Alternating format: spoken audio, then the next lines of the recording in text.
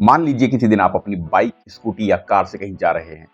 कुछ दूर चलने के बाद अचानक आपको एक व्यक्ति लिफ्ट के लिए हाथ से इशारा करता हुआ दिखता है। आप भी मन बना लेते हैं कि उसे लिफ्ट दे देनी चाहिए।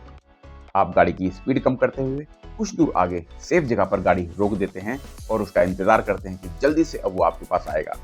कुछ सेकंड से बीतते हैं लेकिन वो आपके पास नहीं आता है। आप पीछे मुड़कर देखते हैं तो पता चलता है कि अब वो किसी और गाड़ी को इशारा कर रहा है रुकने के लिए।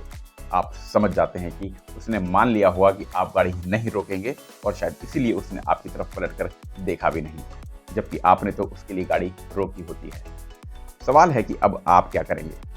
हॉर्न बजाएंगे, उसे खुद आवाज देकर बुलाएंगे या गाड़ी पीछे उसके पास ले आकर कहेंगे कि प्रभु चलिए आपकी प्रतीक्षा हो रही है। अधिक संभावना इसी बात की है कि आप ऐसा कुछ भी नहीं करेंगे और अपने सफर पर आगे बढ़ जाएंगे। सेम कहानी डायरेक्ट सेलिंग और हर सेल्स के प्रोफेशन में फॉलो अप से जुड़ी है।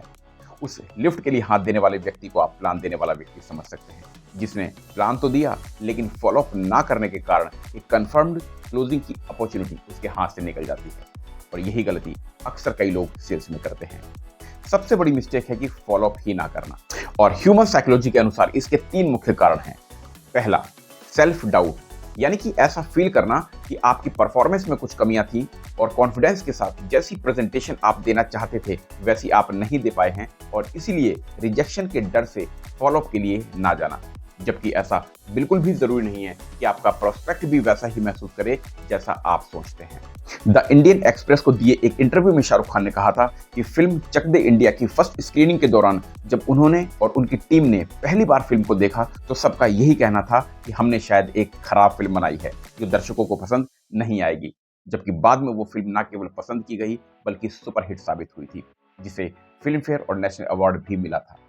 कई बार हम अपने प्लान को क्वालिटी, परफेक्शन और एक्सीलेंसी के आधार पर जज करने लगते हैं, जबकि प्रोस्पेक्ट या कस्टमर उसमें केवल अपने मतलब और फायदे की चीज देख रहा होता है। दूसरा कारण, प्रोक्रेस्टिनेशन, यानी कि काम को टालने की आदत।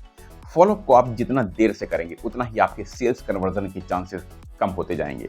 जैसा कि हमने लिफ्ट वाले उदाहरण से समझा था कि कार एक सीमित समय के लिए ही आपका इंतजार करती है, उसी प्रकार से फॉलोअप के लिए भी एक निर्धारित समय होता है जिसके अंदर आपको फॉलोअप कर लेना चाहिए। तीसरा कारण है कॉम्प्लेसेंसी, यानी कि केवल इस वजह से फॉलोअप ना करना क्योंकि सेल्स पर्सन को ऐसा लगता है कि मैंने प्रेजेंटेशन दिखाकर अपना काम पूरा कर दिया है, अब प्रोस्पेक्ट को अगर जरूरत होगी तो वो खुद चलकर मेरे पास आ जाएगा। तो दोस्त, अधिकतर ऐसा होता नहीं है।